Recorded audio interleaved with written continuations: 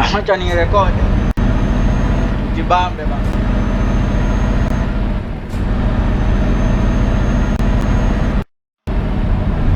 Vigo ukipata huko mbele kuna matatizo unasema. Sitaki kukaribia sana.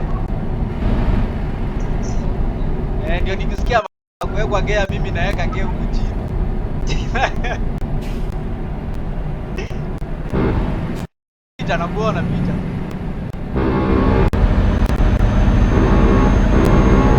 Haya picha.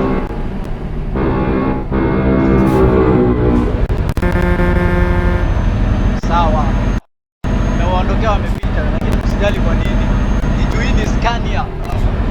Sio, usijali kwa nini. Ni juu hii ni Scania. We can let them pass. Msio na wasiwasi. Hata wao wame acknowledge that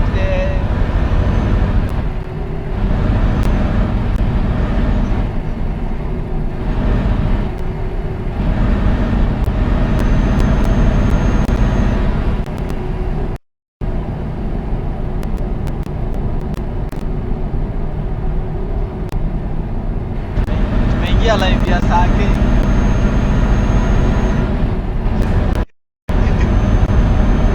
Lazima nikuone, lazima nikuangalie, ndio ukipeperuka najua mimi.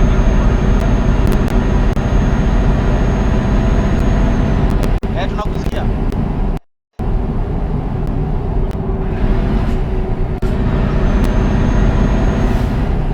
Haya, simameni. Ningojeni.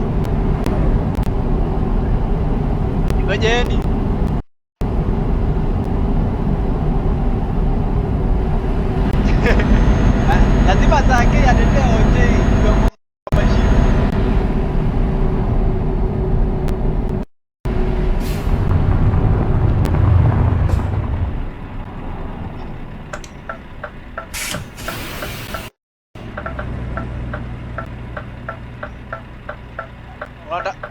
Unatafani Scania yako nyuma yako. Hebu kwanza mkule selfie kwanza. Hebu mpige picha kwanza. Kwanza anakaa kwa mbali hapa. Sasa nikaribishe mabua hapa mbele kidogo. Hapo. Tinga hapo iko sawa.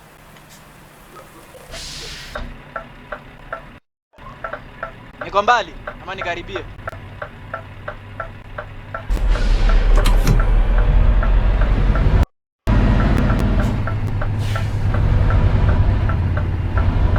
Hapo niko sawa?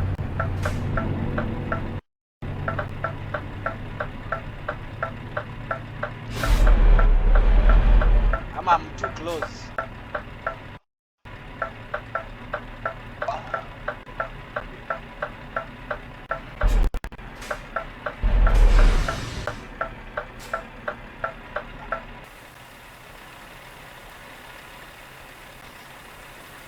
Niko mbali, naona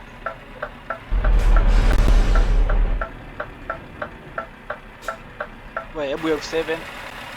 Umetoa miguu yote nje. Mbaya.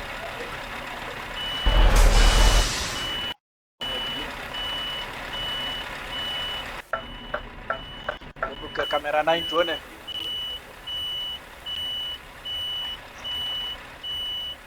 Niko mbali ama nikaribie?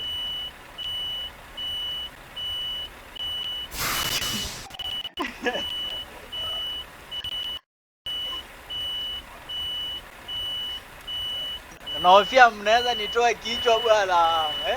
Na hii ni Scania mnyama. Angalia OJ.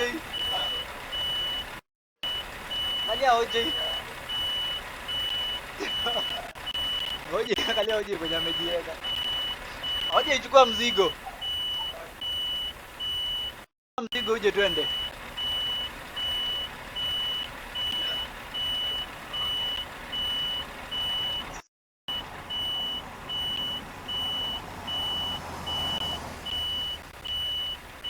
Hai. Check hizo graphics ziko kwa Sake wewe. Kitu itatoka hapa.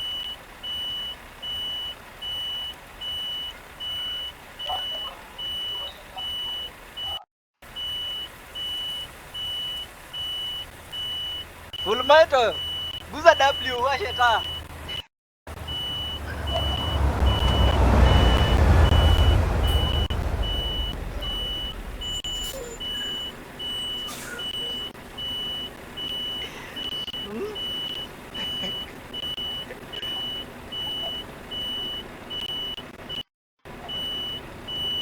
Ana mzigo. Ana mzigo. Si kupenda kwake, ni mzigo.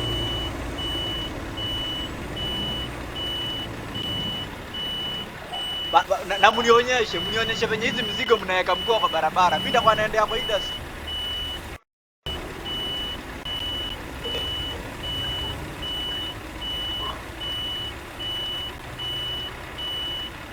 Oh, control F9. Mbona ulikuwa unaniambia control O F9? Uliniambia hivyo ndio nikarudi kwa industry.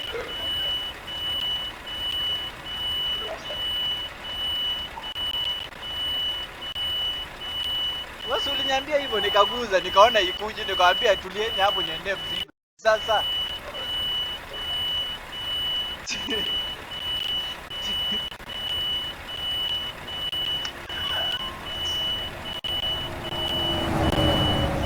aliniambia control OF9, nikaguza nikaona ikuje bana. Sasa ameniambia control F9.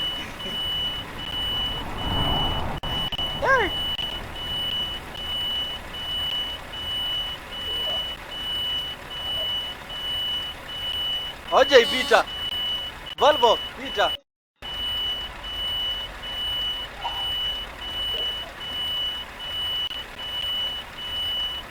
Backbencher ndani ya S class. Ndio hii.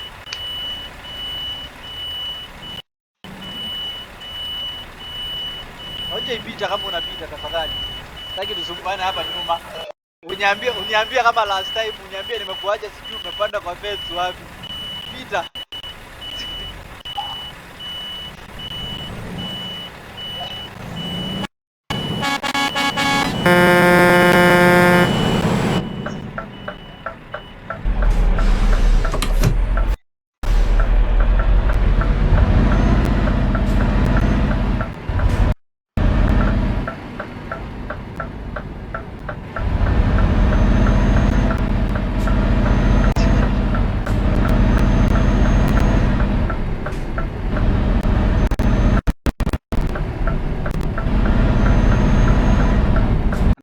Hapa nyuma nyumbani yangu, unajua baadaye mnasikia mani kama ina lag, unataka nikukupa peke yangu, usifanye mtu mbaya.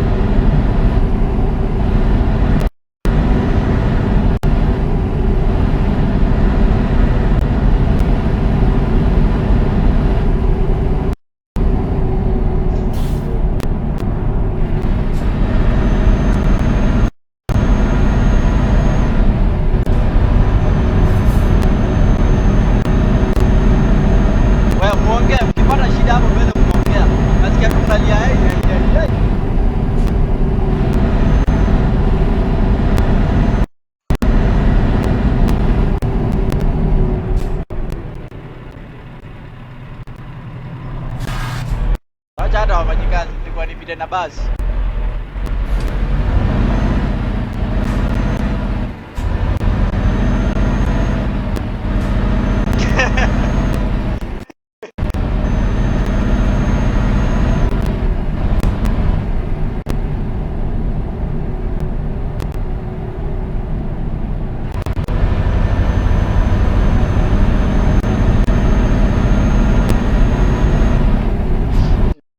Ndio maana nataka kukaa hapa nyuma peke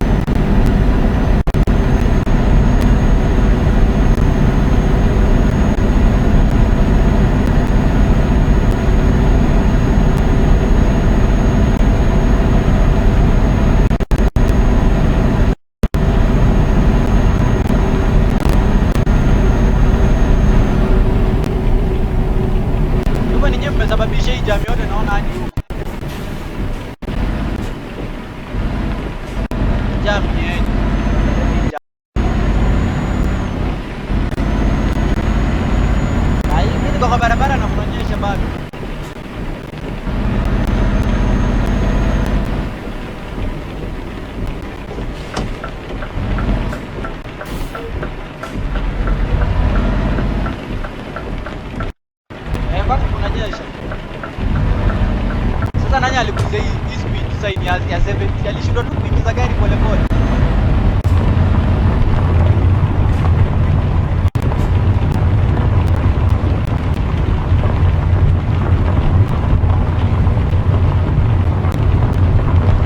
Ukipata mahali kuna challenge, mnaambia mahali pa kuweka gari huko chini miege.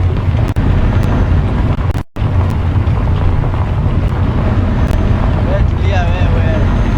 Unajua hujafanya challenge, kuna mahali bora unashindwa na mlima. Unajua hujafanya challenge, tulia. Tulia, unasikia watu ambao wakiongea, wameja Scania ni kichwa. Hata sijui umeponeaje. Sababu ulikuwa hapo hiyo challenge.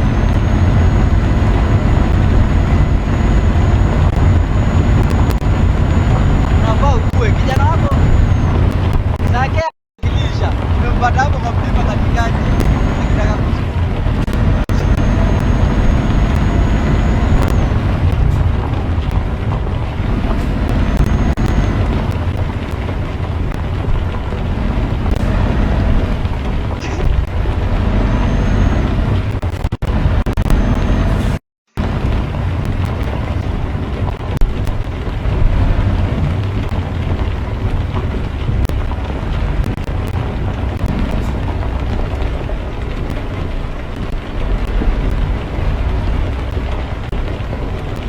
Hapa si ndio nilipita? Hapa ndio nilipitia. Nilikuja. Pia kuna mahali nimeteleport. Nilipitia hapa. Nini unashuku?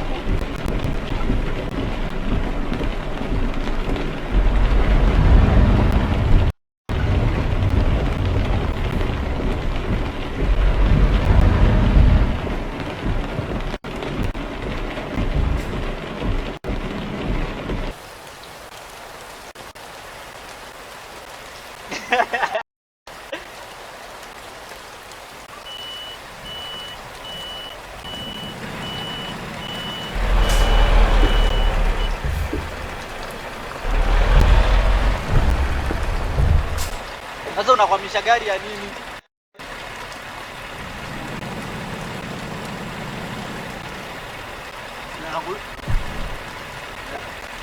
Nakusikumaje sasa? Unakwama nini? Ulikuwa unataka nikwambe?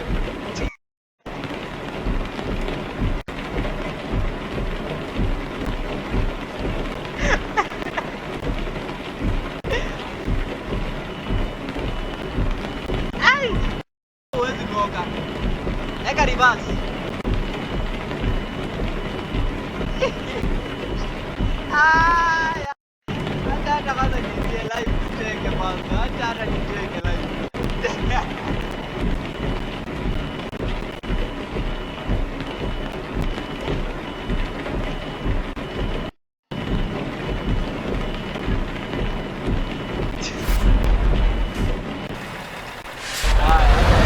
Unataka kugonga ukipeleka kwa mbele hapa.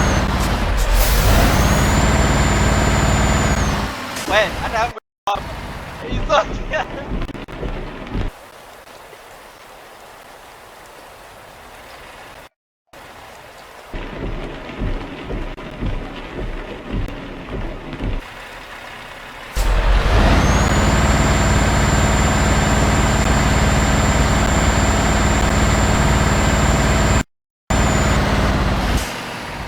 Kwani nimekwama pande gani?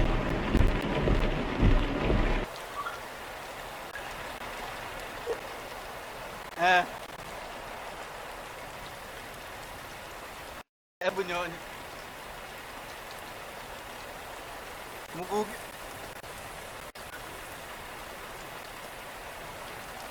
Oh. Ha? Wana ni mambo mingi. Hiyo ni reverse hiyo. Hiyo tunasort na reverse.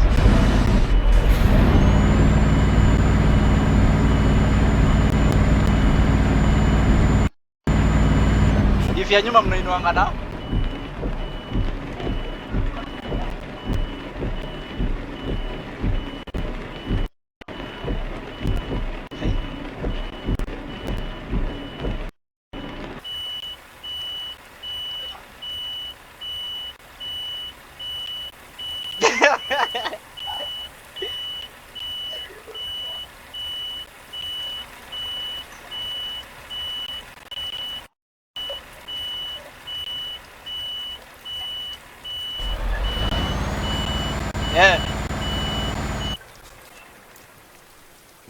Tinda ajilia trailer.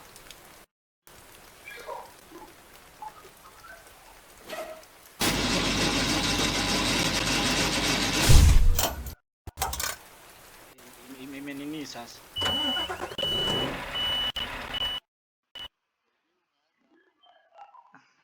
Sasa ametufanya aje bana?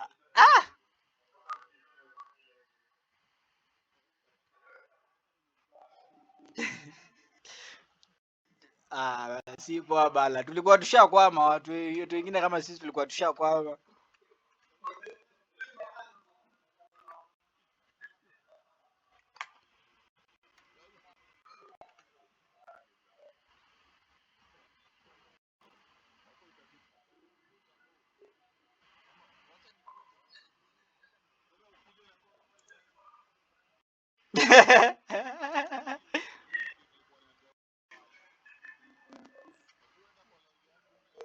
Naangalia.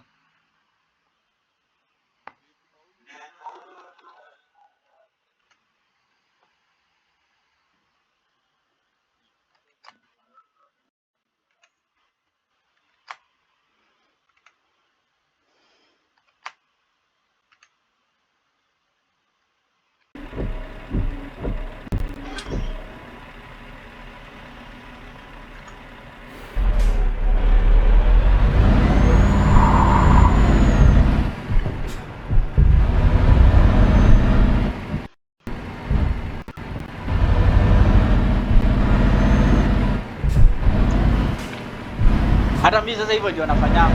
Nataka nimegonga kitu na jaribu kuangalia nini nimegonga na kwa sababu.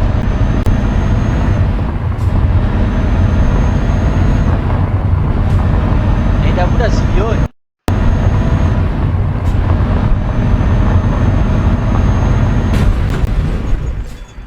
Bana. Hiki kimti mimi sijajua kiko aje. Bana. Ukiangalia unaona akiko.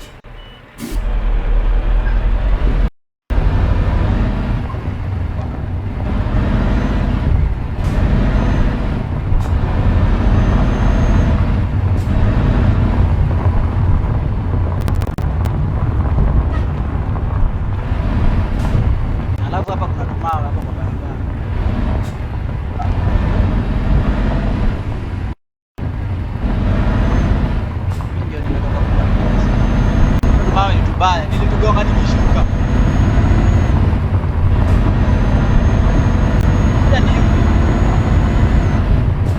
Shida ni mlima sipita patikani.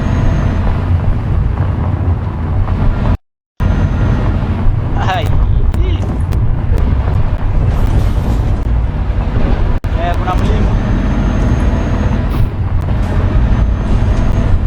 Hii ni mlima tunapanda sasa hivi. Shamaliza tumawe wengine yote tunapanda.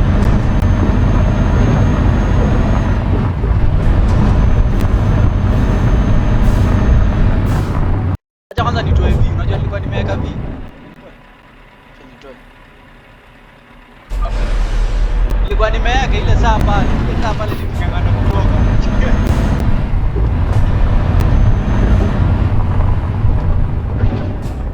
Si mlima iko serious. Hii ni skani ya mali itaitisha ndio nitaipea.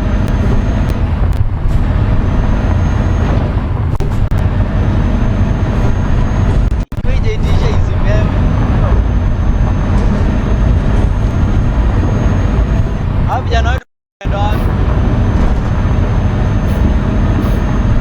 Mendo na Gregory wameenda wapi?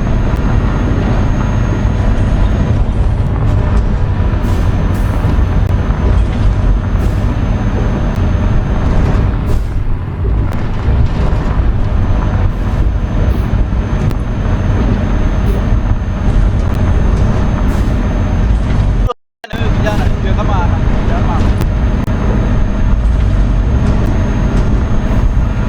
hapa sina saa kitu naendesha gari na kupiga majamana.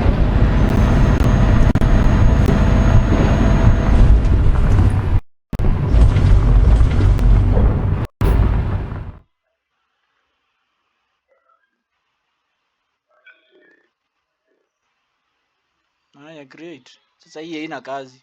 Hizo video zangu 2 na delete.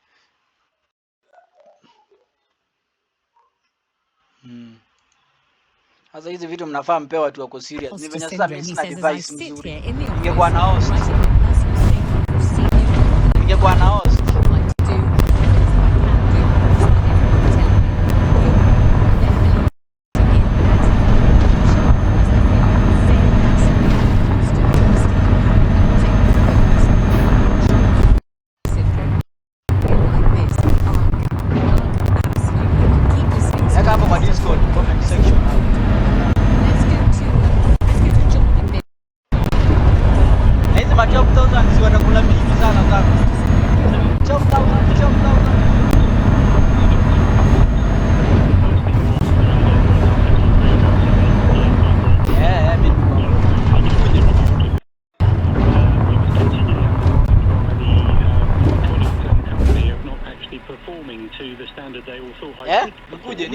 And in the end we terminated, which was fine. And then I went into a bit of a depression. Acha kwanza ni follow Gregory hapa, nimeona ameingia hapa kwa comment. You know, I should be able to do this. Clearly can't. And that's the easier way to get to Mr. McKenzie said it's know each other. Psychologically it gets to you. And I was completely alone, and then I got a job in retail, which started to get my confidence back, and it was about nani hapo anxiety also. Acha niendelee tu mahali nimekuwa.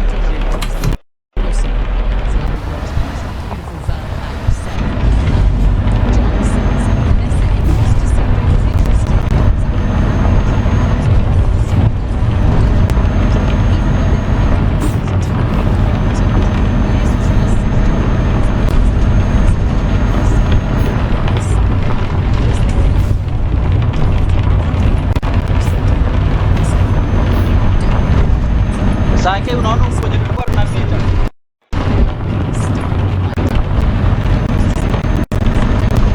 Yes.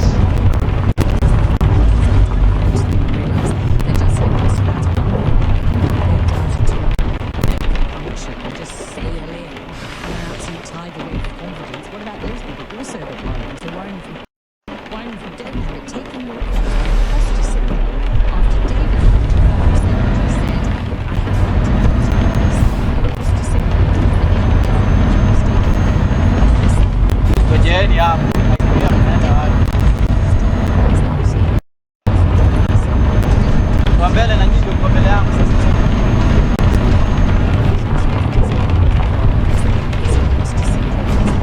Fullmetal hapo mbele yangu.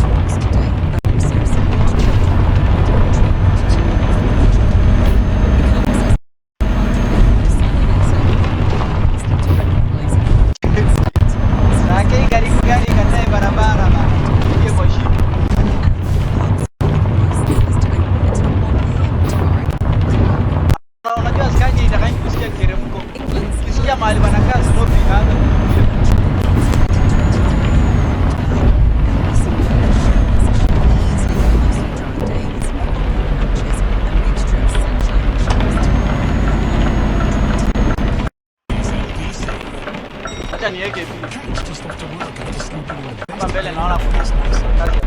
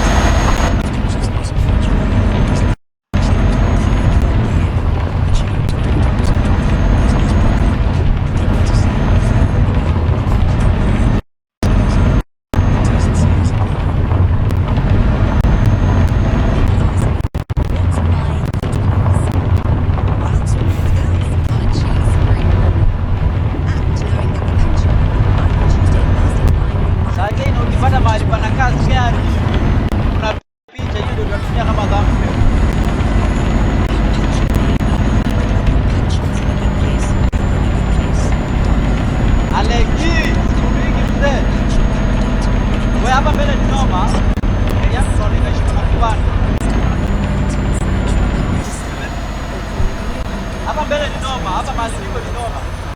Yangu kwanza kwa speed ya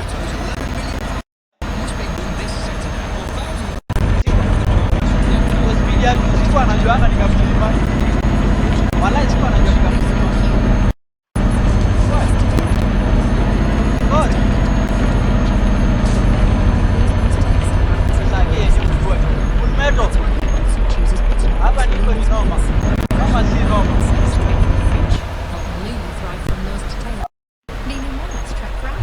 We deliver each box straight to your door. Ready to join thousands of good humans? Fullmetal, acha nimalizane na hapo. Fullmetal. Ngoja nimalizane na hapo. Kuna mtu mwingine yuko hapa pesa. Ngoja nimalizane na hapo nimchache bwana.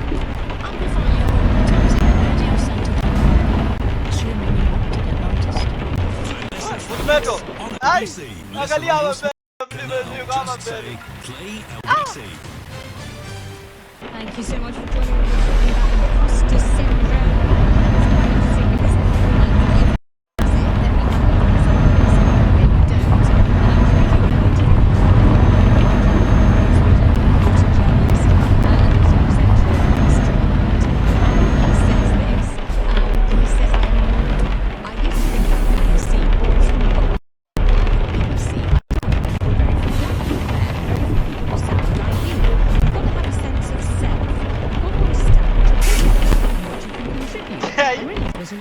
Hapa ni mbaya. Hapa ni mbaya. Angalia hapo club doesn't mean anything. It's the work you're doing. You're not about me, yeah. You start to doubt yourself.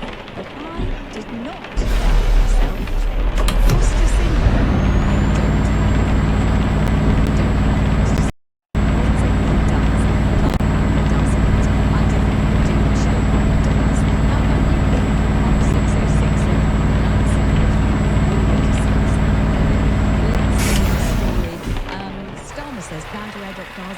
Gaza aid and evacuate ill children will go ahead.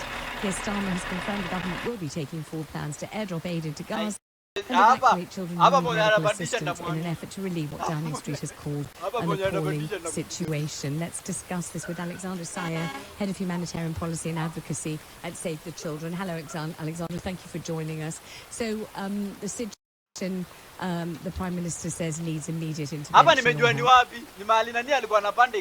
never been as dire as it is today in Gaza, and these airdrops that we are hearing about now are a smokescreen for inaction. They're massively ineffective. They're not reaching the most vulnerable. What we actually see is for the international community to press the Israeli government to lift the blockade and allow unfettered humanitarian access, allow all the trucks to come in, allow humanitarian personnel to do their jobs. And these airdrops are absolutely not the solution. They're not going to be what brings malnourished children from the brink of starvation. And just to paint you a picture of how bad things are right now in Gaza, more than 90% of the enclave is under Israeli-issued military no-go zones and displacement orders. So we have nearly 2 million people who are confined to 12% of Gaza, and the markets have absolutely no food.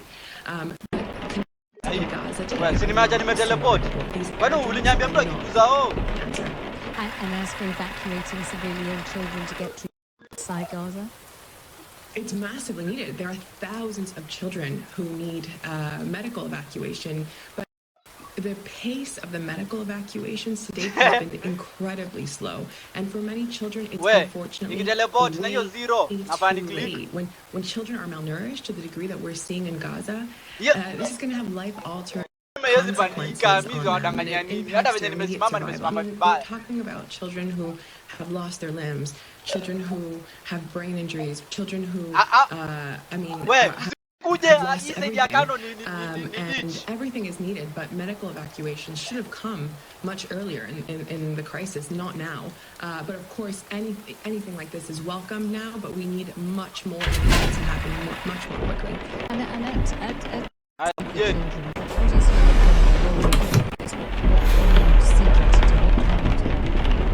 Save the Children has a health clinic that we're operating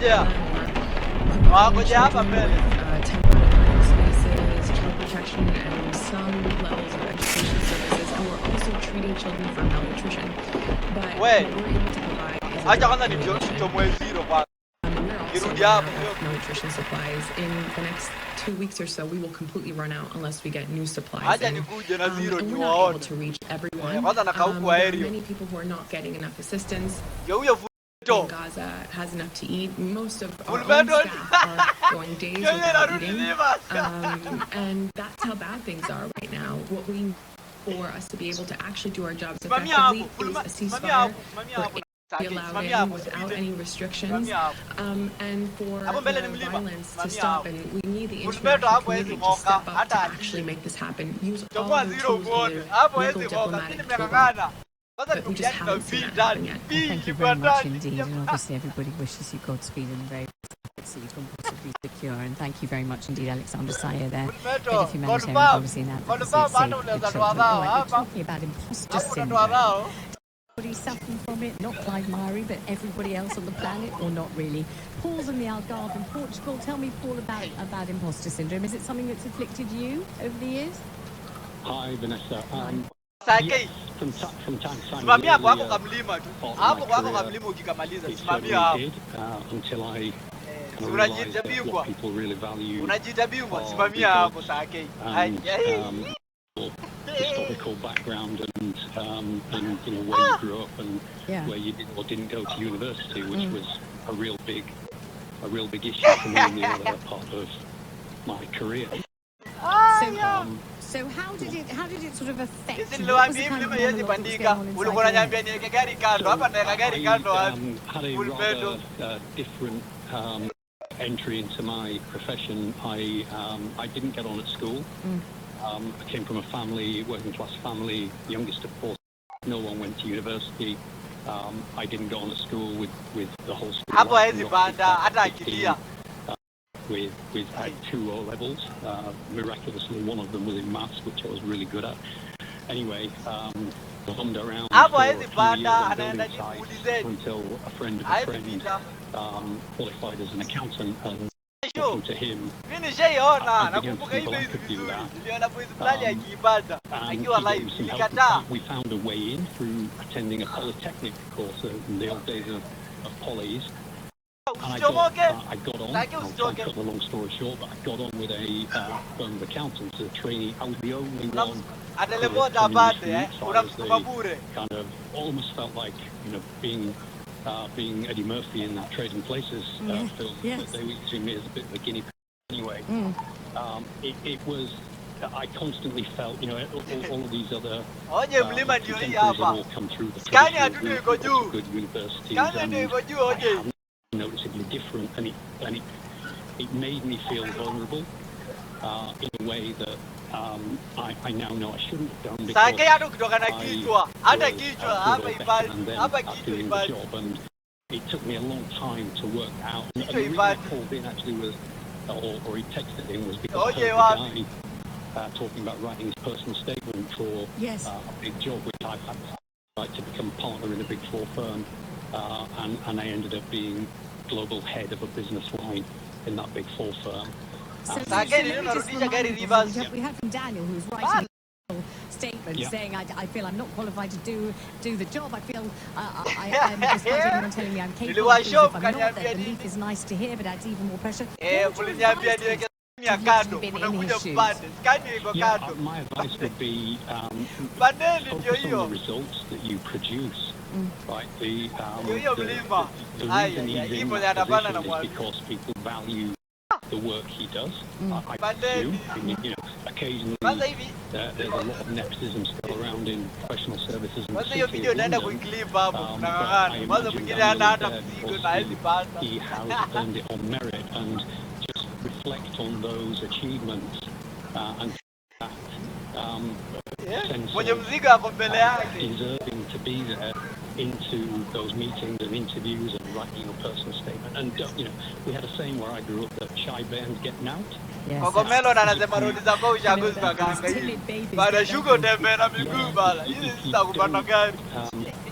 push yourself and proud of yourself and like yourself. You will get trodden down in you know, hapo nearly happened to me usipoweka from hadi time to break time, but, ikianza kurudi you know, yarudi just mpaka matako looking in the ikiwe mirror huko and chini. saying, you know, you deserve to be here is an important thing. Did you feel it socially as well as at Yes, work? panda umeto hata ulie hata ufanye nini. My socializing around, so my kids ended up in private schools and blah blah blah, of course. And all Apigwe the other jump start na parents, nani? you know, Sake they yake weren't mali counted, na mzigo na yes so panda. around it, inevitably it was, so where did you go to university? Yeki And, sake you know, alazungusha I would be na looking miguu at hapa. feet and shuffling. Na ana mzigo. So feeling like an imposter in that environment, until of course then, you know, the conversation turned to what are you doing now, and, you know, and I'm the global head of a pretty important business unit, one of the big four major accounting firms in the world. Gosh, wow. And suddenly, you know, that's Unadanganywa. Unadanganywa. Sake mwenyewe yeye hezi panda hata afikie mali Fullmetal amefika la amebeba. Sake I left that firm and joined an American firm. imagine ungekuwa na mzigo sasa ungekuwa won't name the firm, but all the American firms are pretty much like this. And the standard CV template, which goes to clients in pictures and so on and so on. Yeye ni kama kuniambia unaweza kimbia sana uko umebeba vitu kwa mgongo. And I joined this firm as a senior, very senior partner, and had nothing to write in that. Hata uweke Kokomelo na nakudanganya bure. Hata uweke hii mlimo ubandi. Hii ubandi. Didn't do 30, 40 years ago. Yeah. And crazy, right? Because what matters is what you do today, recent past, and how you contribute. And really that would be the message I would give to Daniel and anyone else. The sentiment, and I'm from the global head first. Congratulations on all your accomplishments and achievements, Paul, and thank you very much for taking the time to talk to us. All right, we're talking about imposter syndrome. Has it really afflicted you? Has it affected you? Has it paralysed you? Has it been an obstacle? You thought, God, not me. I can't do that. I shouldn't be here. I got mixing with them. What that? Well, my goodness, no, what if they realise what I'm really like on the inside? A hollow sham, a fraud, a fake, an imposter. I shouldn't really be here. And have you managed someone to deal with it, to quell that horribly destructive voice in your 0345 606 0973. I'm Vanessa Felds, this is LBC, and the time 5:45. Coming up at 6 on LBC, Natasha Devon. Scottish protesters have turned out in their droves as Trump's visit begins. How do you feel about the man nicknamed Mando Mussolini being on UK soil? Natasha Devon on LBC. Jamani huyu anazungusha miguu. Jamani huyu hapa anazungusha miguu. Jet 2 holiday for this July and August and save up to £50 Anazungusha divu. Ameweka divu na zinazunguka bado. From the amazing ameweka divu na bado zinazunguka. With a choice of fantastic 4- and 5-star hotels still available. Hapa hizi panda hata aliyo. Hapa hapa with Jet 2 holidays. Package holidays you can trust, up-to-natural protected. Availability and conditions. So, what are you watching at the moment? Squid Game. Hapa huwezi panda. Let's watch it together this weekend. Kamata watch. That thing nice. What's it on again? Netflix. You've got ETV, so you just switch it on. What season are we Hai mimi nacheka hapa ni. Oh, that's Stranger Things, Mom. Fullmetal ako juu. Don't worry, they'll watch Na amebeba mzigo. for the 100th time. Switch on Netflix with EE. Fullmetal waonyeshe Scania ni kumaanisha nini? Scania ndio zinaweza kupata. Hizi vitu zingine zinaitwa Volvo. Hata zikiwa zijabeba kitu hizo hizi. Na zijabeba. Imagine zikibeba. Hata ako kadogo haziwezi panda. Could get rewarded for moving their energy use, like doing the laundry at off-peak time. So I don't need to do the splits? No. Volvo ni huyo anazungusha miguu hapa. Get Nasikia tu kucheka. using energy flexibly. Only smart meter. Search Get a Smart Meter today. Eligibility and availability vary. Consumer action required. Fullmetal uko live. Available to selected customers from selected suppliers. At Kia, we're excited to announce that the refined new Kia Sportage is available in showrooms now. Secure your test drive today to explore its advanced technology and stylish design. Enyewe, Kokomelo. Big up. 5.9% APR Best number yako hapo representative. ni kuwekeza chai. finance deposit contribution. Search the new Kia Sportage to book your test drive. T's and C's apply. Kia Finance. Kia. Movement that inspires. This is LBC with Vanessa Feltz. And we're talking about imposter syndrome. We're going to go to Lorraine in just 1 second. Before we do, though, a quick review of internet safety and the online safety bill. Pornography websites are saying flouting new online safety bill, despite the threat of being hit with millions of pounds worth of fines. As of Friday, all platforms streaming adult material in the UK are legally required to implement highly effective methods to verify the age of users. Let's discuss it briefly with John Carr, OBE, former Secretary of the UK Children's Charity Coalition on Internet Safety, who advised the government on the online safety bill. John, it seems as if it's being flouted already.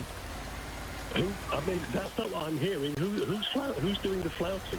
Well, I heard a journalist on the BBC actually saying to do is put on a form, are you over 18? Yes, and you were through. Well, he's wrong.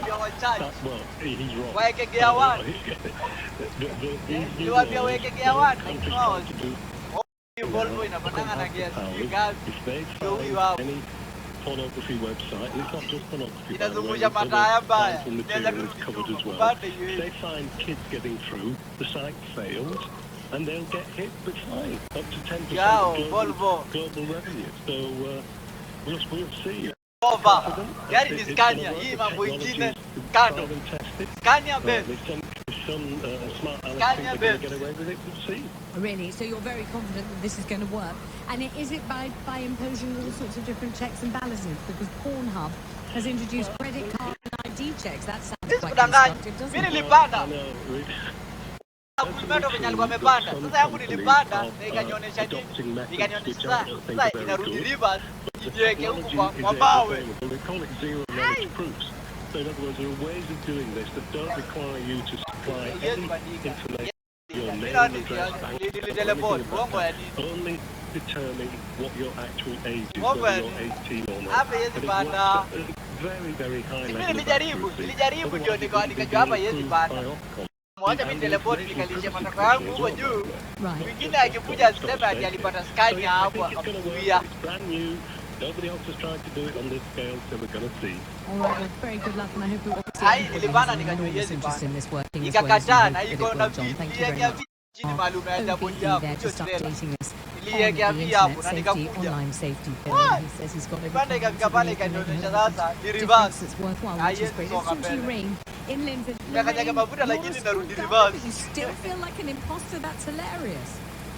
Absolutely. Nimeonyesha hapa next. Pakileta shida unaenda hapa mbele. Ukienda hapo mbele. Hapa ndio yezi bana. Sasa hapa ndio tuliteremkia. Mimi tuliteremka hapa niliona hii mteremko. Ninajua hapa tukirudi. Kwa kazi huko turudi hapa ikipanda. Is my question good enough? Is it going to be received well? One other thing I was going to say was another example is actually I'm a fraud investigator. Yeah. And I applied for the job knowing that I needed a qualification but not a degree. I had the qualification and the degree. And after starting it, I thought I feel like a fraud. I feel like I'm not, even though my boss is saying I'm doing a good job. So I degree. Ufanyie hiyo custom distinction, I feel better. Yeah. So now I'm doing a PhD, and I think it's all of these things. It's that perfectionism of trying to convince to yourself that you are waliunda wakijua zitapita sawa pita just of deserving the things that you're already doing well, and that's really, really difficult. And I think that najua hii game yenye hii DLS venye iliundwa iliundwa kumaliza watu wa kukimbia mapa huko hakuna kukimbia huko ndio maana na waacha wanapiga na wabiende didn't just have the qualification, you had another one, an extra degree, and then you had another one, and still you felt, and you've been a really excellent governor for 13 years, you still feel no, I don't have to say anything. Why? What's going on there? I don't know. I think so. I'm not from the UK, so I came here when I was 6 years old. So I remember that feeling of being that outsider, of being able to speak English, etc. And even all these years later, I still feel like, do I have an accent? Am I saying the right thing? Am I saying it in the right way? And I think that's why it affects ethnic minorities and potentially women more than others. Is that we're not always represented you know, in a board meeting, for example. So if you're the only woman Ningependa sana Gregory angekuwa hapo live. it's more likely that you're going to Nione feel, venye anang'ang'ana hapo na am I hajabeba. valued? Am I going to be listened to? Are they going to laugh? Gregory anasukuma Fullmetal bure. Huyu jamaa ndo msukume. It's difficult and it affects every part of your life, which is Hawezi maliza. Are you managing to do mlima hawezi it? Have you maliza. got better at it? Have you managed to make it go away a bit and be a bit quieter and let you get on with your life without constantly heckling you? I think there's a way of talking to yourself and looking at the facts and saying, well, actually, Naona saa yake hapa venye ako serious kufuata barabara. And you have to keep telling yourself that and just looking at the facts. That's within you, and I think that does help. What also helps is that I never say no to anything. I just say yes. Do something, yes, I'll be there.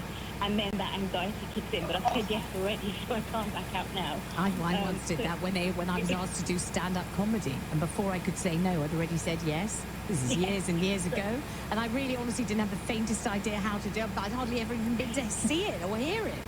Next thing I knew, I was writing 11,000 words and learning every word by heart because I was so terrified I might forget what I was meant to say. And it was hellish. It's just what you were saying, the bit where you agree, and then afterwards you think, oh, and I really was an imposter. I didn't know what I was doing. I didn't have the faintest idea at all. So I know what you mean. So do you feel that your life is really a terrific success if you're being actually honest? Because you've done so many things, haven't you, so well? I don't feel it inside me. I think if somebody was to tell me about what I've achieved in life, I think I would say to them they're amazing. But I think the thing with imposter syndrome is every success that you have in your life, you almost other people. So, you know, all up. Muongeza miguu, muongeza miguu, kuja. Kuja. Eka viatu ukiwa uko chini. I don't think there's a positive to that. Wenye mnataka, acha mwili kwanza, acha mwili. Acha mwili ukuje na kitu. Because, you know, you're constantly almost acha mwili kwanza ukuje na kitu. that success to others when actually, you know, part of it is us and the way that we ikikataa mwili pia nayo. And it's just a thing, sort of talking to ourselves at the end of the day and saying, actually, you know, I did it. I didn't know what I was doing, but I did it and I did it well. Well, lots of Huyo sake namuona. Hadi Gregory amekusogea. Gregory aka handbrake. Hata utakufa. Really nice to talk to you, Lorraine. Thank you very much and so honest. Let's go to Matt. Matt's in Bidford. Hi, Matt. Do you feel imposter syndrome too? Eka handbrake usimamia hapo. Taking my call. Really, I think it stemmed. I think I can actually pinpoint it. It started from a young age. I was in football academies as a young individual. Yeah. And actually, when you get told from what you're not good enough, when you're not good enough, but then every time you're not good enough, and then I'm standing there, you know, playing football, and obviously it's all about confidence and everything. But actually, then when you don't get proper feedback, you actually start questioning, well, why am I here then? And you know, and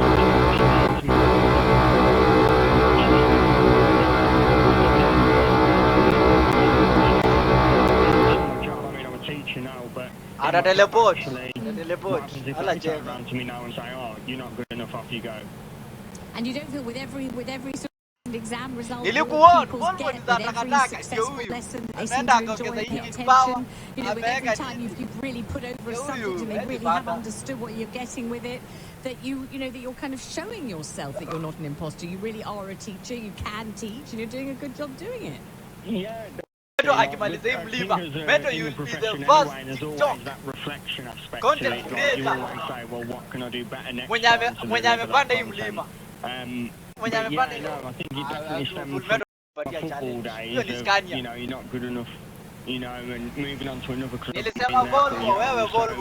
Sometimes on the football pitch I felt like, oh, I'm out my depth here, but they carried on keeping me. I thought, oh my God, I'm out my depth here. I actually stayed longer at, which is a bit weird. So, I don't know. Well, you seem to be doing fine, so don't listen to Gregory, that voice that goes in your head. You seem to be doing excellently. Let's have one last one from the team in Leicester. Hello there, hi. Hi there, hi there. Hi, imposter syndrome yourself? I didn't realize, well, I kind of, but yeah, I had an imposter syndrome for a very, very young age, since I was a child. And so I was considered to be the good girl somehow. In the good girl box since a very young age. And because my sister wasn't really, she was Fullmetal. kind of happy-go-lucky kind of Acha tukaribia person, Fullmetal tu. and she also wasn't too bothered about her schoolwork, and I was perhaps a little bit more into Fullmetal things, so I got a slightly better grade. And so then, apart from being a good girl, I was also the clever girl. Lakini mbona yake ni ada ya pili inapanda? Na zake yako imeshindwa.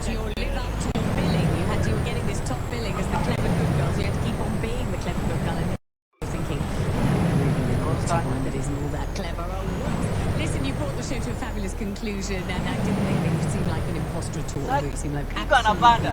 Kwanza Gregory Fullmetal ashamaliza kwanza. Thanks everybody who joined the show. If you missed anything, Mwenye walikuwa na challenge ni hapo. Lakini si alisukumwa. Alisukumwa angepanda. Alisukuma. Gregory alisukuma Fullmetal angepanda. Ajua angepanda. See it's the legal hour down at Bonnet, but now the lovely Natasha Devon. Thanks, Vanessa. Coming up after 7, Zara Sultana has announced on social media that her and Jeremy Corbyn's new party has had 400,000 people sign up to be members. This compares with 309,000 for Labour, 227 for Reform. Clearly, a form of left-wing populism is popular. What does that mean for the future of UK politics? But first, Trump, pursued by the Epstein scandal and the protesters, is making ostensibly private visit to his golf courses in Scotland. In the meantime, hundreds of protesters have gathered in Edinburgh to voice their opposition. How do you feel about Trump being on UK soil? On your radio, on the LBC app, and Hey, LBC. Conversation. This is LBC. From Global's newsroom at 6 o'clock, children in Gaza who are in need of specialist medical care could be brought to England for treatment. France, Germany and the UK are also promising to support airdrops of aid into Gaza following emergency talks today. Fazana Rahman from Project Pure Hope facilitates evacuations from Gaza. She tells LBC the situation is catastrophic. So seeing are the injuries from explosions, so severe burns, loss of limbs. We're also seeing the result of a decimation of the healthcare system. So children with cancer, with other chronic diseases who can't get treatment, and this is all, of course, accentuated by the severe. Here comes pressure growing. Minister from hundreds of MPs to recognise a Palestinian statehood. Sir Keir Starmer says it has to be part of a peace plan. There have been protests in Scotland as the US president begins a 5-day visit to the region. Donald Trump has been playing golf in Ayrshire. He'll meet political leaders, including Sir Keir Starmer and John Swinney, during the visit. Support for the resident doctor strikes is declining. It's day 2 of a 5-day walkout over pay. The Secretary condemned the strikes as reckless. Paul Gallagher, the health correspondent for the iPaper, told LBC that public support is down. Is waning. We know that from various polls. People just aren't as sympathetic anymore because of those pay rises that they've had. Fullmetal. 0.4% rise they're getting next month. That's the biggest in the public sector. This year, the rest of the NHS staff, around 1 million nurses, radiographers, etc., they only got a 3.6% pay rise. So even amongst their colleagues in hospitals, they're getting a bigger pay rise this time round. Hundreds of anti-immigration protesters have demonstrated outside a hotel housing asylum seekers in Norwich, echoing scenes from Essex last week. No one has been arrested. Setting out plans to tighten rules on cosmetic procedures as concerns grow about a botulism outbreak linked to fake Botox. The disease can cause slurred speech and breathing problems. 38 cases. LBC weather showers should ease, leaving a dry night with some foggy patches. There's a mixture of sunshine showers tomorrow and a high of 21 degrees. From Global's newsroom for LBC, I'm Sinead. This is LBC from Global, leading Britain's conversation with Natasha.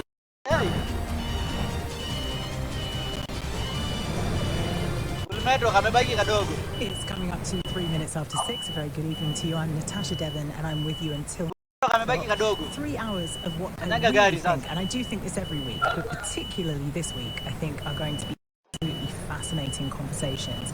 Turning our attention first to the fact that the man who is nicknamed by some the Mango Mussolini, Donald Trump, is currently on soil. And I don't mean to make light of that. There are very serious things happening in the United States and across the world because of this man and his, what we might brand authoritarian ambitions. And the timing is presumably planned in advance, but the timing is notable as well because, of course, he is escaping the Epstein scandal. Hii ndio utamu hii game. Ungangana mpaka unakubali yenyewe iwezi. Fullmetal ashafika. Fullmetal.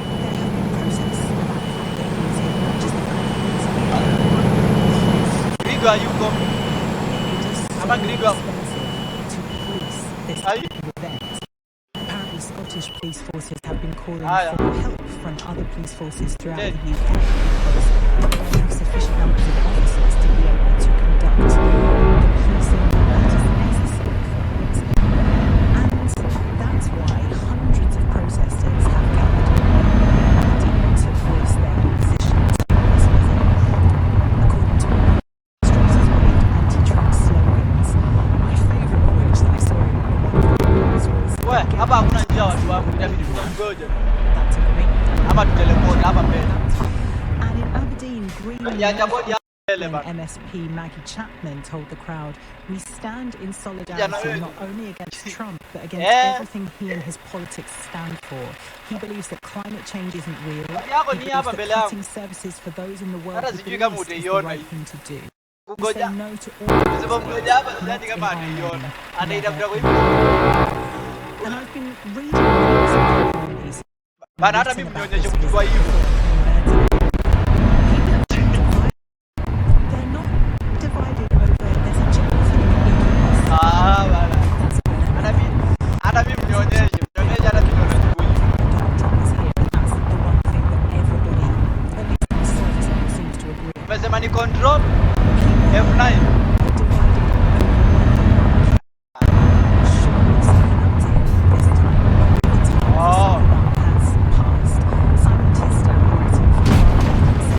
Let's be clear, Trump is no friend of Britain. Hapa nimegonga mpaka nimesikia.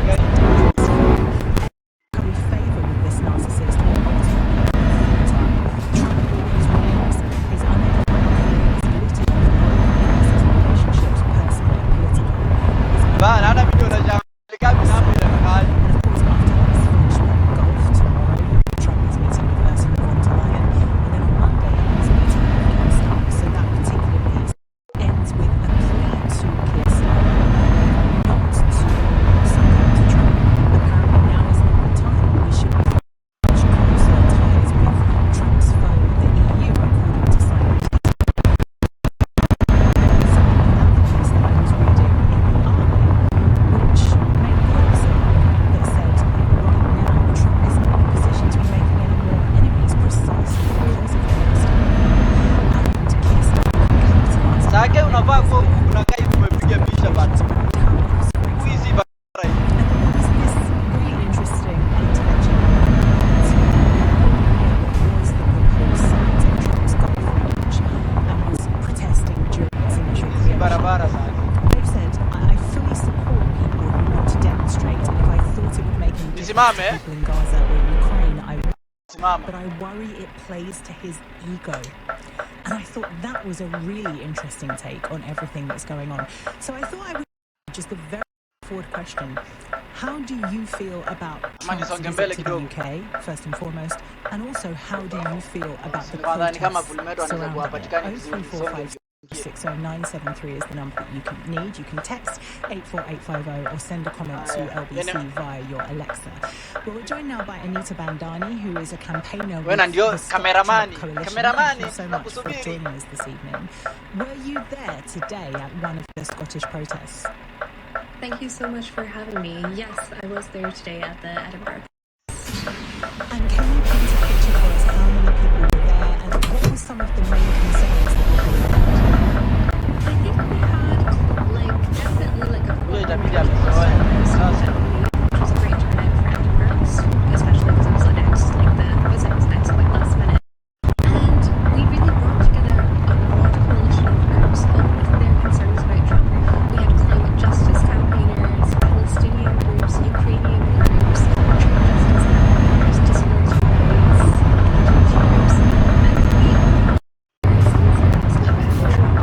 kidogo. Fullmetal na slow ni maoni yangu kuna and I think what really united all of us today and what us leaders of this coalition, people turning out, is that we feel that nakuona hapa mbele. Nilikuwa nashangaa ni nani naona hapa mbele.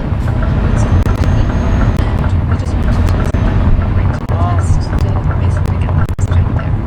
And actually, when speaking, there's a text that's coming from Ilana, who is from saying, if Trump is here on a private visit, why is he not paying for his own security? Why do we have to foot the bill?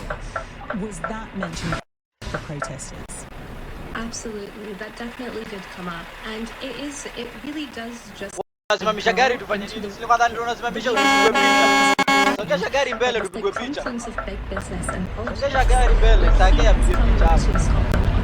Simamia hapo. And it's the taxpayers in Scotland who are paying the bill for this like huge policing operation, and it's even taxpayers in the US who are like paying for this visit over here, and it's quite worrying. It's I was watching a video by Sakei iko na piga picha iko na Sakei. Trump and JD Vance both visiting the Iko na hapa mali nipo nichomoe. Nipige picha hapa. We've kind of become a holiday camp for MAGA. Acha nisonge mbele, acha nisonge mbele.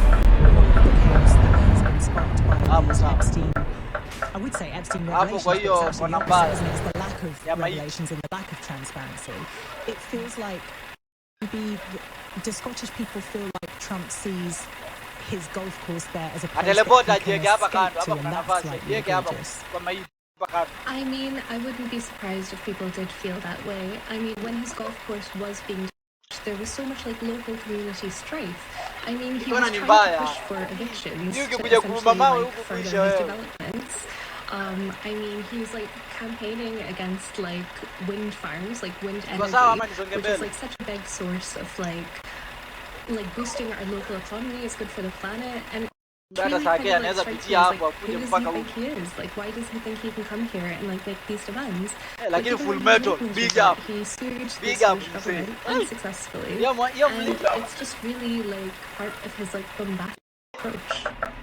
Hiyo mlima imetoa wanaume jasho.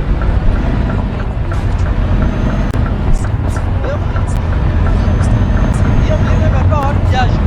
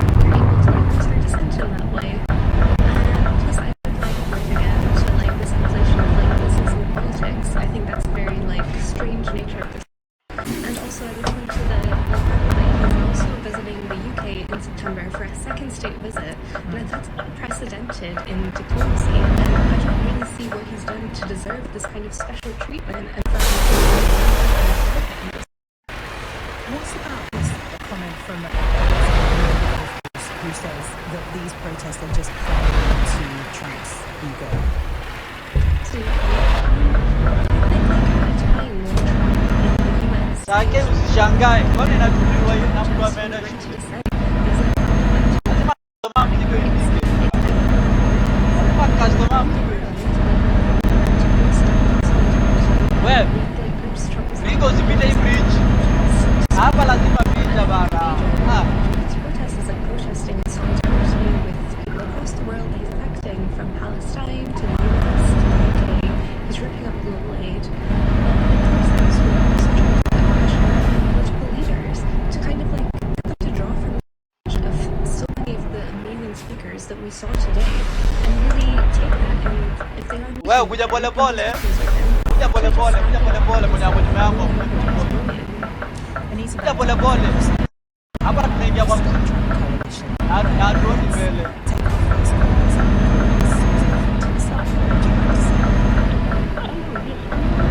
Hata kama gavana kama ugavana huku kwenye hafanyi kazi.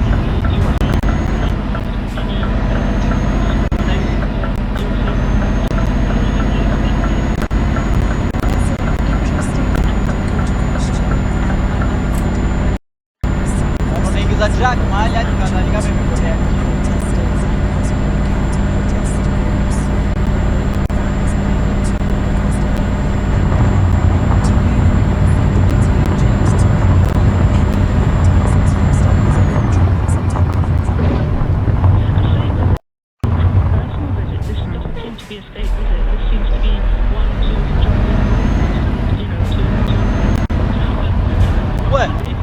Bana huko hata mataa ifanyi kazi.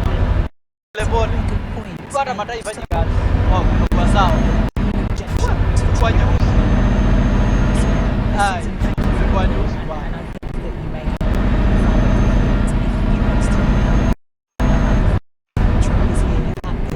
Crucial time for him. And whether you think actually this is an opportunity that Keir Starmer can capitalise on, and perhaps the people who are objecting to it and saying that Keir Starmer should stand up to bullies in a huge action style, a little bit naive. Fullmetal ni huko nyuma yangu, kuja pole pole Fullmetal kati.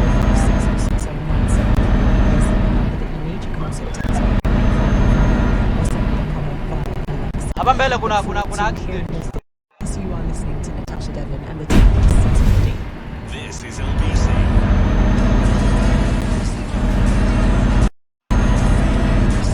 Sasa uliona hii kitu hapa? Hiyo inawaka moto hapo. Hiyo picha imechorwa hapo chini gani?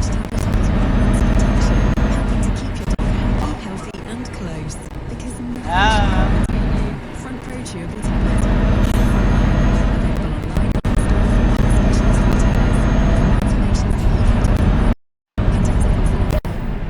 Managing your business is a big task. To then start to organize as well. That's why you need to equip those AI-powered platforms. Wewe tulia na wewe. Based on a survey of 506 UK Kijeni. professionals, verify at Kijeni. quickbooks.co.uk/verify. Mwazongea picha. Kijeni. Santander site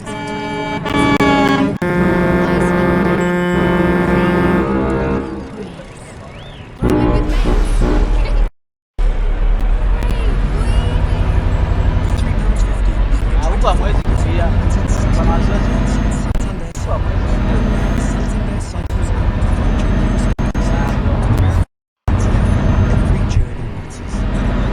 Additional charges apply for e-bikes. Other T's and C's apply. Ears are great, aren't they? One on each side of your head for stereo. It's because of ears that Imekata barabara. Imekata barabara.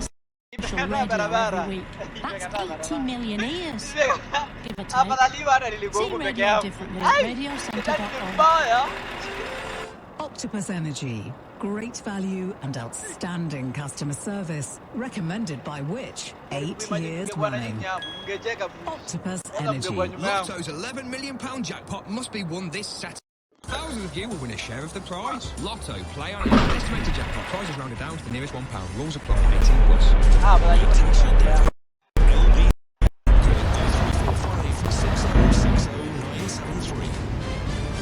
Okay, so for clarity on precisely how much this visit is costing, the cost to the US taxpayer is around $10 million.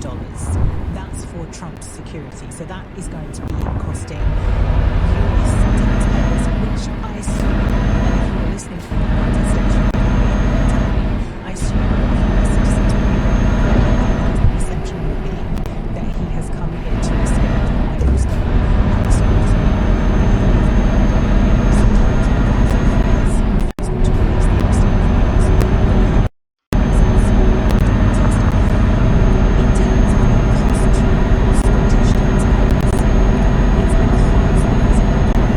Nikikwambia wachana na achana na wazee wa bizi. Device sawa zilodi. Yangu mimi ina load. Ina load sawa zilodi. Unaona mpaka huko. Because of course there are going to be protests wherever he goes, and it shouldn't cost us in the UK anything for him to visit there. That seems to be so far a major point of contention in terms of Trump's visit here to the UK. How legitimate do you think it is? We were listening to Anita Ramdani before the break there from the Stop Trump Coalition talking about what Trump stands for. He doesn't believe in climate change, but he doesn't believe in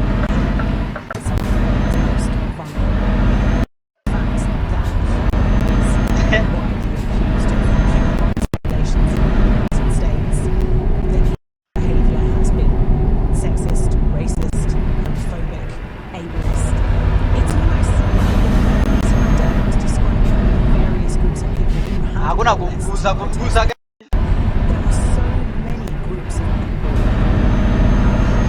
Visceral reaction to Donald Trump represents Afghanistan. Also the president of the United States. He is the democratically elected president of the United States. So we have to have conversations with him. He will be meeting with Keir Starmer on Monday, and as pointed out, he will be returning in September for unprecedented state visits. How do we play that? And when I say we, I mean our government. How should Keir Starmer and his colleagues play that, do you think? 03456 773 is the number that you need. Grace is called from Ealing. What would you like to say?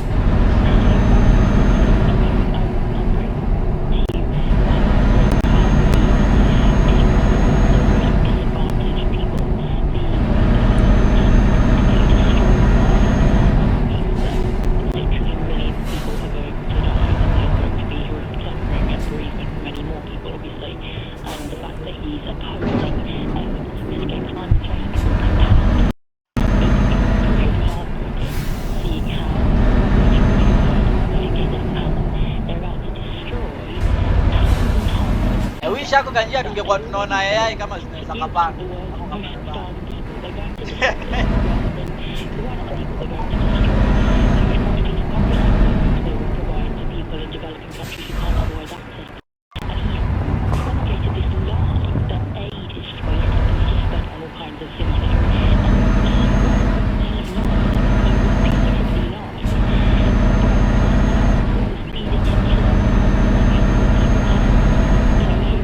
Kama si Scania.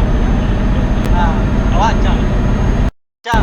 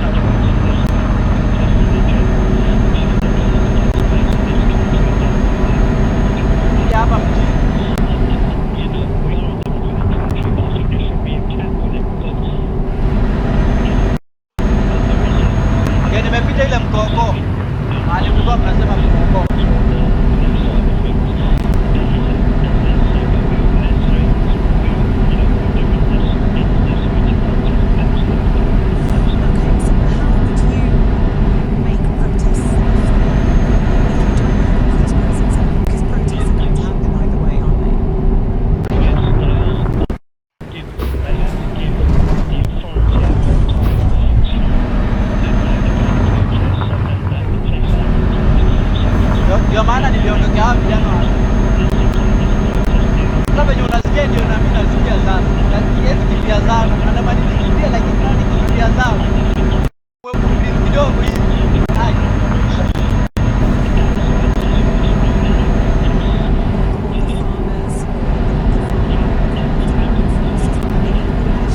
Yes, sir.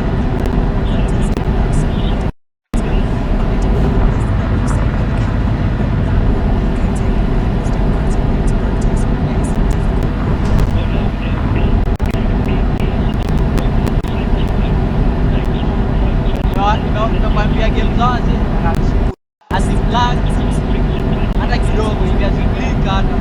Sasa unapata yana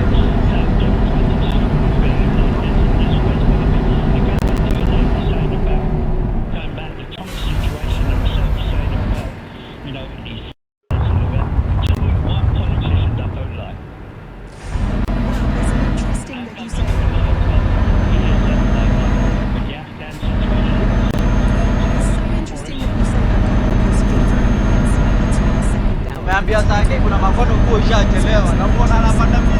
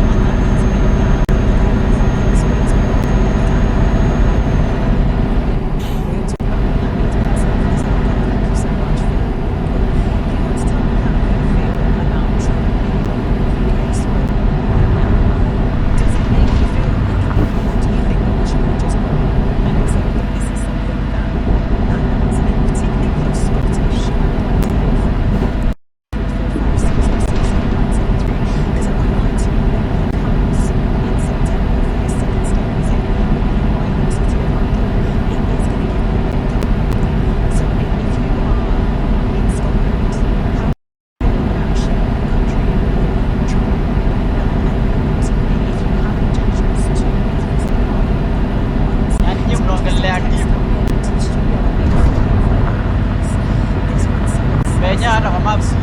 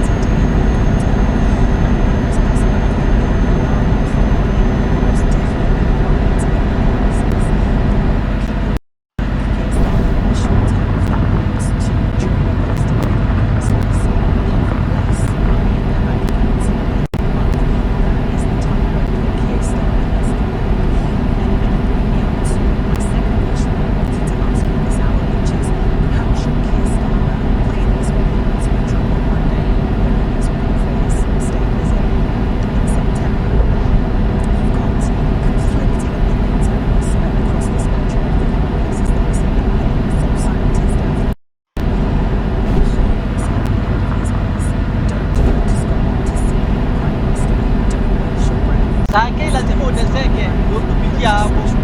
Ulipeperuka. Kisha mzigo.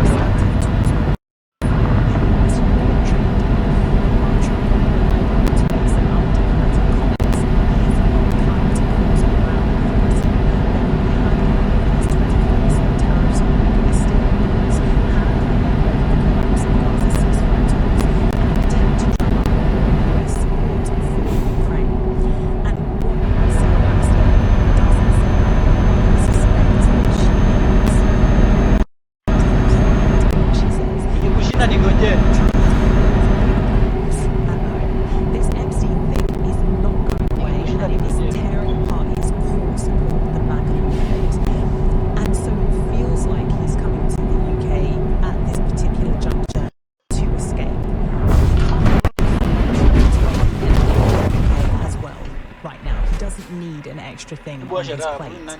This could be to Keir Starmer's advantage.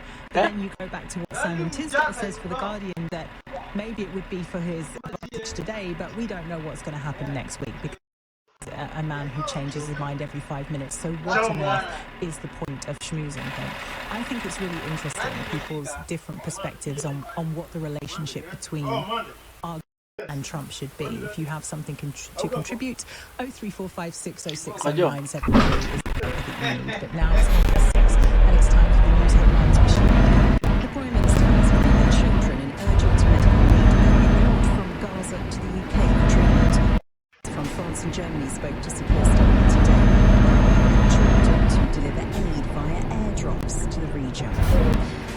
Protests in Scotland as Donald Trump begins his visit to the region. The US president's been playing golf at his resort today, only the Prime Minister during his 4-day trip.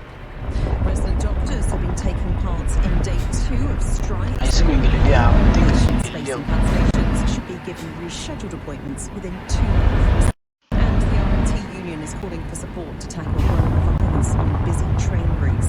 It says staff on Southern and Gatwick Express verbal abuse, spitting and assault. The union threatens strike action if security isn't stepped up. LBC weather: showers should ease, leaving a most nights and foggy patches, a mixture of sunshine and clouds tomorrow and a high of 21. Weekdays from 7 a.m. So we don't know the money, we don't know the costs. Straight to the point. Tell you what they're laughing at, those two. They're laughing at the law, and we're letting them. Nick for breakfast on LBC. Inexcusable. Failure. Listen on Global Player or the new LBC app. Download it now from your app store. LBC. Save this summer with Lidl. Our mini mix of something for everyone. With a pack of 12 Bon Gelati ice creams down to just $2.45 with Lidl Plus. That's how you master a meltdown. Download Lidl Plus and start saving this summer today. 18 plus only while stocks last. Terms apply. See lidl.co.uk/LBC. The Hillary summer sale just got even better. Get up to 50% off hundreds of made-to-measure blinds, curtains and shutters. Plus an extra 10% off everything until the 28th of July. Make the most of your garden, whatever the weather, with 10% off our super sleek pergolas. Measuring and fitting is always included for a perfect finish. Free in-home appointment today. Visit Hillary's.co.uk. 10% off everything ends 28th of July. Conditions apply. Cut spending, less waste, more sense. Move north, get your money. Until winter hits your heating bill. Fair. But 9.13% fixed annual return on Cufflink. Would agree that's strong. Yeah, that's Cufflink. Auto invest property backed from £500. Hard not to agree. Visit cufflink.com. That's Kufflink. Your capital is invested. Tax rules apply to auto investing and are subject to change. Cufflink is authorised and regulated by the FCA. Visit cufflink.com for full T's and C's. Here comes Steve with the satisfied smile that he's checking out at midday. Delicious temperature. See the untamable bedhead hair, and if you look really close, you can see that proper well-rested glow, which can only mean one thing. Last night he slept at Premier Inn. Get better sleep for your money. Premier Inn. Rest easy. Breakfast subject to availability. T's and C's apply. Lotto's £11 million jackpot this Saturday. Or thousands of you will win a share of the prize. Lotto, play on app. Estimated jackpot. Prizes rounded down to the nearest £1. Rules apply. 18 plus. This is LBC. Message Natasha Devon on WhatsApp now. 0345 6060 973. It is 6:34 and some interesting texts have come in on the subject of being in Scotland. The question asking is, how do you feel about him being UK soil? And what do you make of the protests that are surrounding it? 03456060973 if you have an answer to that question. John has texted in on 84850. A hugely expensive visit to host, both in terms of the cost of security and possibly also as in the political damage done to a sycophantic Starmer. Trump's golfing trip causes some degree of provocation among supporting observers and makes them wonder if it's worth the trouble. Really interesting observation there.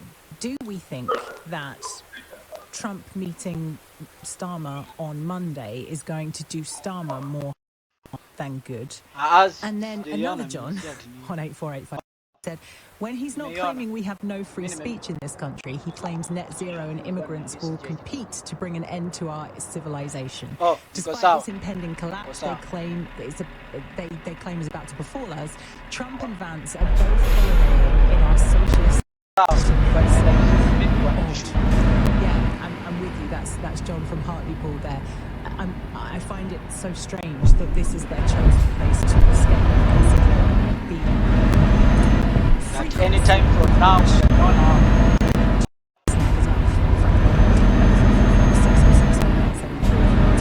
to this conversation. Before we return to that, though, I wanted to take a look at this story, which caught my eye. I think it broke yesterday. The Samaritans has announced plans to close at least half of its 200 branches across the UK and Ireland, move volunteers into larger regional hubs, and pilot remote call handling in a shake-up that has left some volunteers dismayed. The mental health charity told volunteers in a video within the next 7 to 10 years, our branch work will have reduced by at least half. That would move to fewer but bigger regions. The charity's 22,000 listening volunteers answer calls and messages from people in health crisis at 201 branches across the UK and Ireland currently. It says it helps Fullmetal every 10 seconds, while some branches also offer face-to-face. Well, joining us to discuss this is Dr. Nihara Kraus, who is a consultant clinical psychologist, CEO and founder of youth mental health charity STEM 4. Thank you so much for joining us this evening. I wonder, were you surprised when you heard this news? Not really, because I guess at the core of every charity's mission is to work towards improving the services that they offer their beneficiaries. And because mental health needs have been exponentially increasing, it makes sense in order to meet demand and to be more impactful.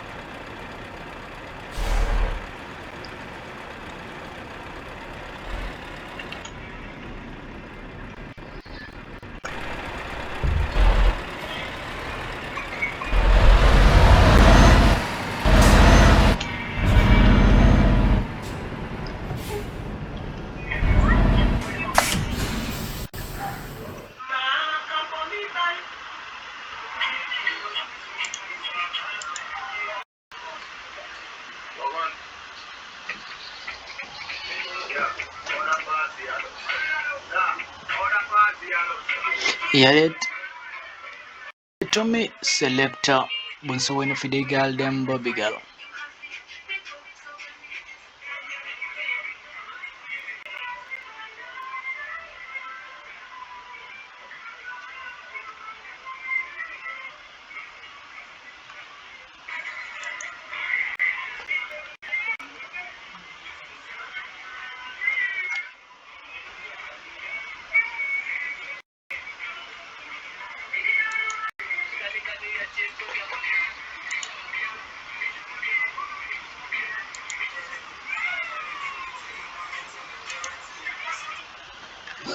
I got you.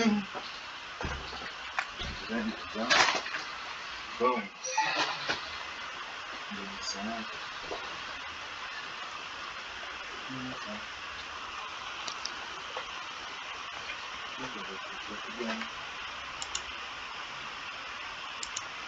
Does that make you feel excited, or does that make you feel terrified?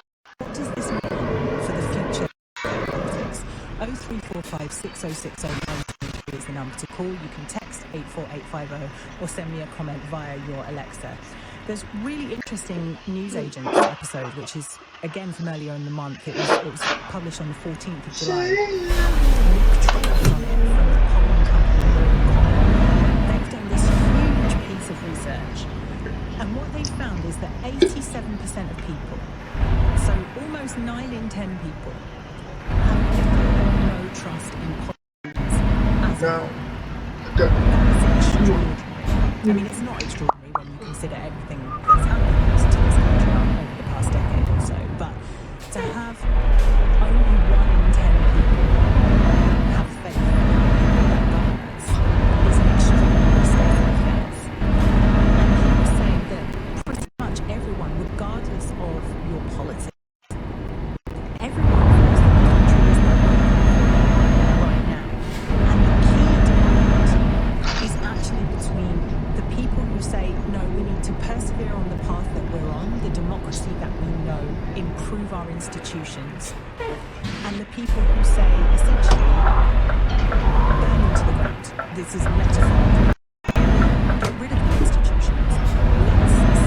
Sake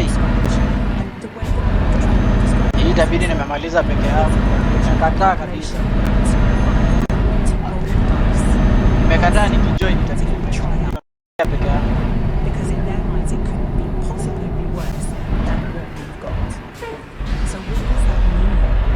Is this a new dawn for politics, or is it just a protest? Because We're gonna like 45 kilometers more to go.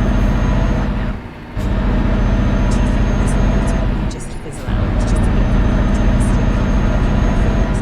But ultimately, just do it.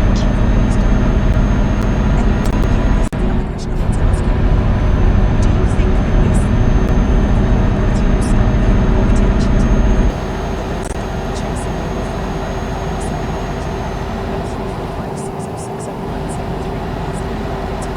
I'm joined now by Joe Twyman, who's a pastor at Delta. Thank you so much for joining us this evening. What does the data that you have reveal about how people's attitudes towards politics are changing? Trust in politics is something that I personally have been tracking now for over 2 decades, and we have seen Nafanyikiwa nini mzee? Umeingia kwa msitu. is a decline in trust, and that is true from right from the beginning of the time that I went to it, but it's accelerated at various points during this time.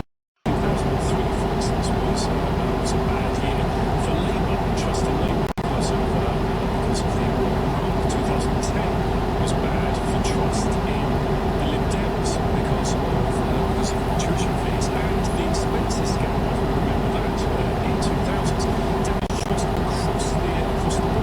These are much longer trends than just the 2 decades which I mentioned.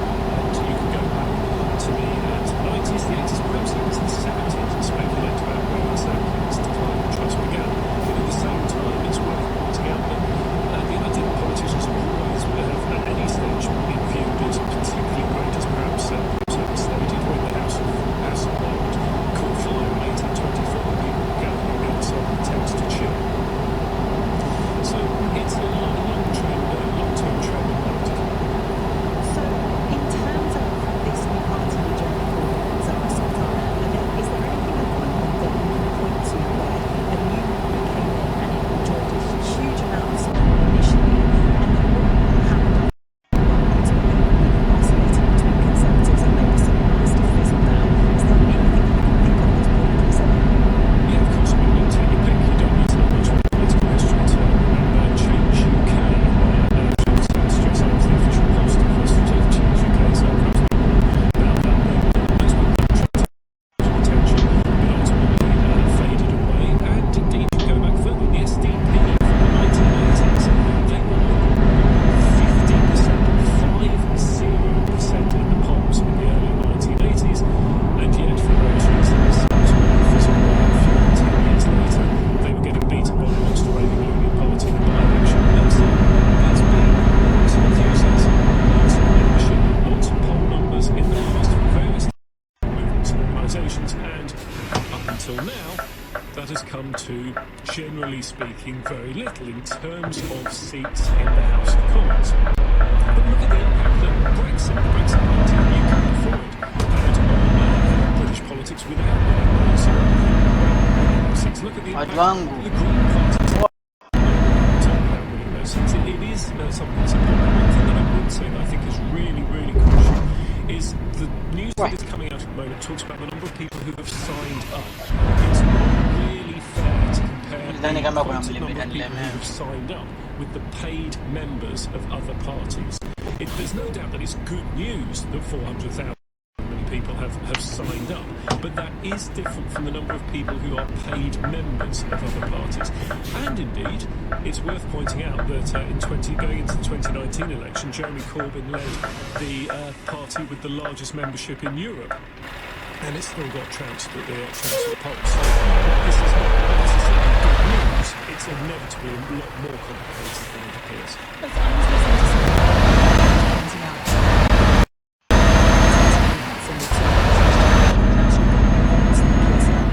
Nimeingia tunnel.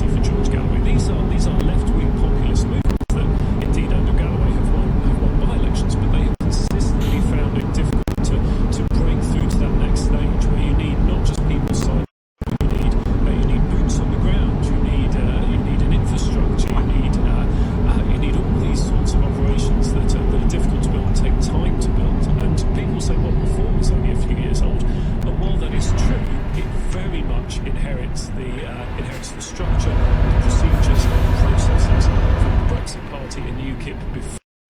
Yani kuna watu wako na nyumba hadi huku chini kwa tane.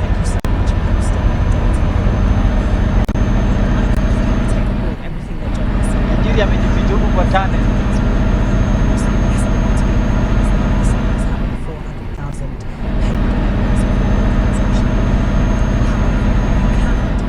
That is an extraordinary expression of interest.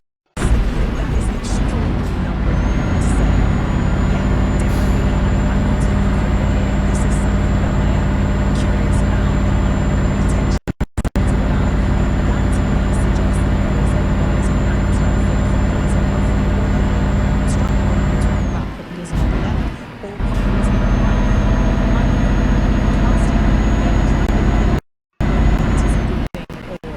A bad thing.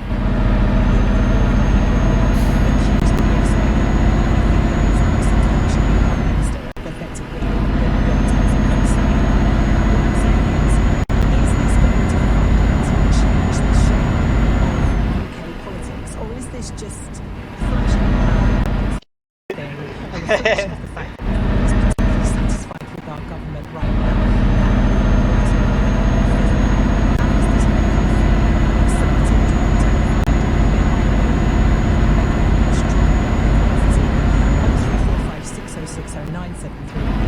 To call, you're listening to Natasha Devlin, and the time is 7. This is LBC. Today's the day. Adi? Jim feels he can't carry on. Unable to see beyond his problems. His pain. So therefore today, he reached out to us. And that puts Jim's name. Struggling to carry on.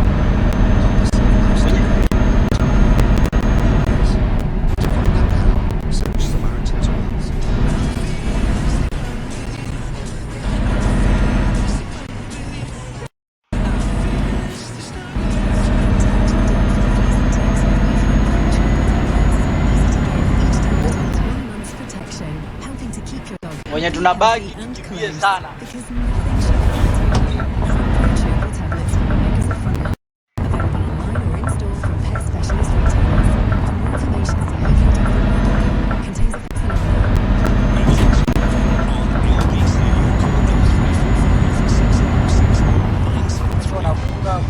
It's 7:16. Can say about that. Thank you for hosting us. Yours truly. Yours truly.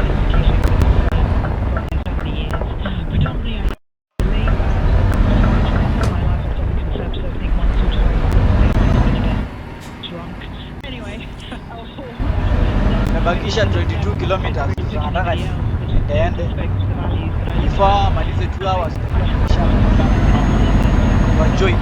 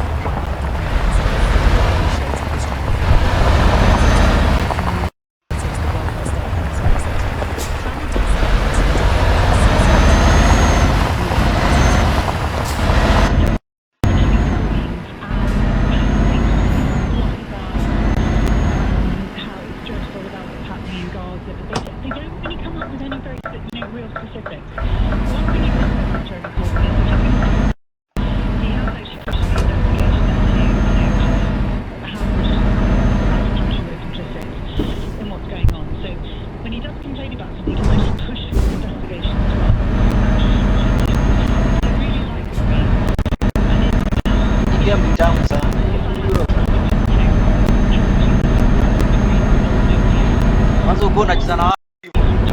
Unacheza na watu very enjoy.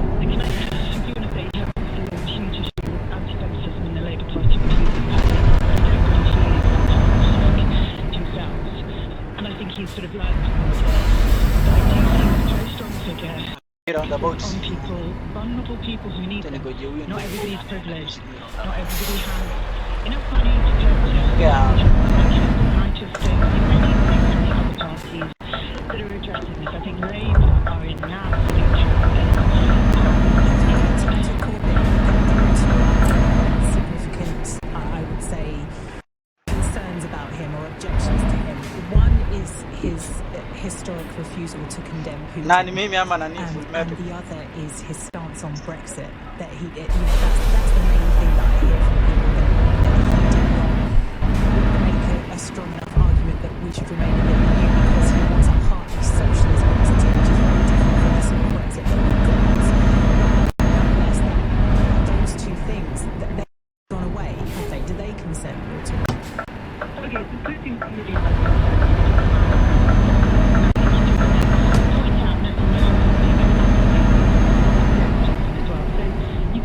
Hey, karibu ni still have differences, and I think when there is discussion, and it's very, very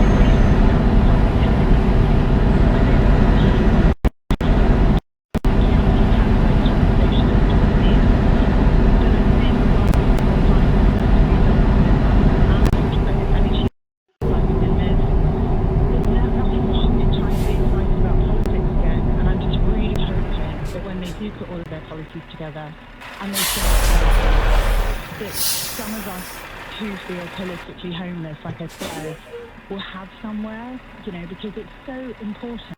We're sitting in a room with 300 people, I think mostly they were doctors, yesterday for Victoria Road, and all the British doctors who've just come back. And there was just this overwhelming feeling and we can do so much more, and people are good, but there's nothing that's highly infected or useless or broken at the moment when we look at it. This sort of this text that is being sent around to sign up, it's been sitting in my inbox for a while now, and I didn't click on it, and then it's just going last night, enough. We can't have a government that's going to children with vulnerable. It makes no sense to me. A Labour government going after the most vulnerable people government. Yeah. So maybe one of the old voices, the old socialist voices, might come up with something. So I don't know, maybe it's populism, but right now, having come back from something that made me extremely that night, I actually feel quite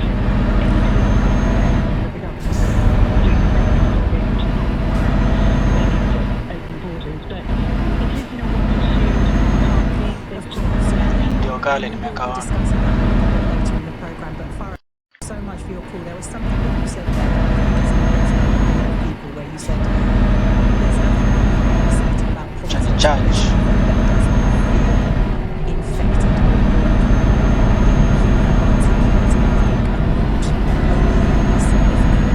Gari ni moja huko, Scania.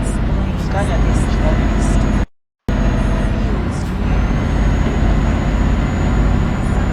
gari ni moja, Scania. So I don't think it's fair to draw direct equivalence and say, Jeremy has been a politician for a long time, so sometimes has parties that they're not offering anything new. This does feel genuine in a way that reform unfortunately doesn't. I want to know what you think this means for the future. 060973 is the number to call.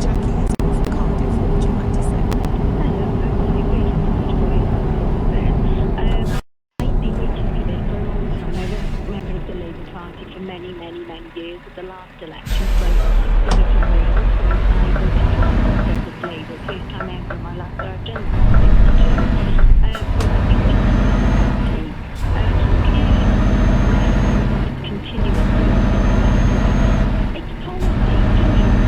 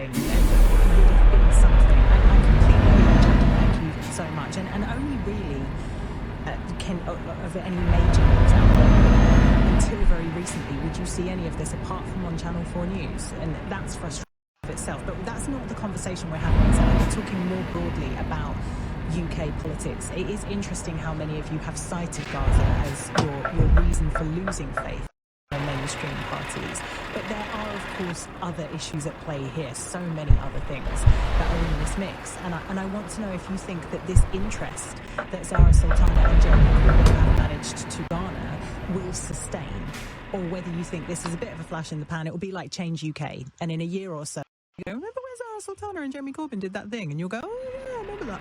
I don't know why we'll be talking in that. Almost in a year's time, perhaps there'll be more helium in there. 0345 6060 973 is the number that you need. Now it's 7:30 and it's time for the news headline with Sinead Carroll. Hundreds of people joined protests in Scotland today demonstrating against Donald Trump's visit. The US president has been playing golf on his course in Ayrshire with extensive security in place. He'll meet politicians including Sir Keir Starmer and John Swinney during the trip. Children in Gaza in need of urgent medical support could be UK for treatment. I hope the delivery was good. Let it be something. Jordan to deliver aid via airdrops to That's Gaza. good. A £20,000 reward's been offered in exchange for information about a fatal stabbing in East London. It's a year since 20-year-old Imran Maruf died in Flashit Park in